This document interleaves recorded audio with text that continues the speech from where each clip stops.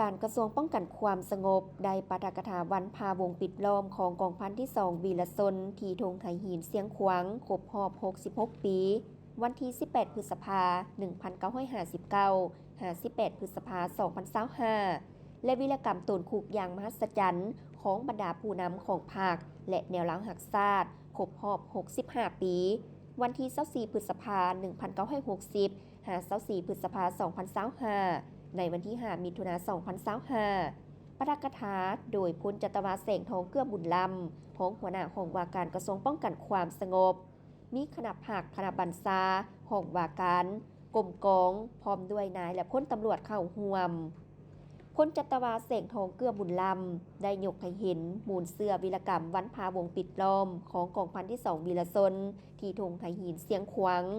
วันวีรกรรมตนคุกอย่างมหัศจรรย์ของบรรดาผู้นำภาคและแนวหลังหักชาติเมนไซสนะอันใหญ่หลวงของกำลังประกอบอาวุธอยู่ใต้การนำพาของภาคเป็นเหตุการณ์ประวัติศาสตร์อันสำคัญของชาติของภาคของกองทัพและเป็นบทเรียนอันล้ำค่าที่สุดให้แก่ขบวนการต่อสู้ของกองทัพและประชาชนญาติเอาไซสนะในระยะต่อมา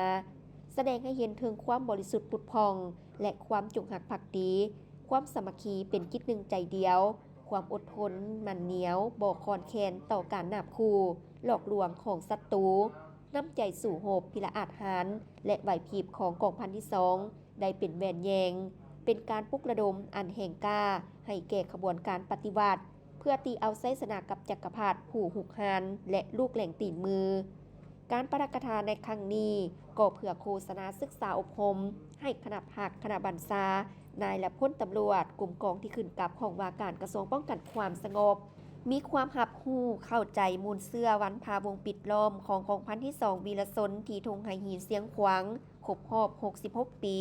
และวิรกรรมตนคุกอย่างมหัศจรรย์ของบรรดาผู้นำของภาคและแนวหลังหักชาติครบรอบ65 ปี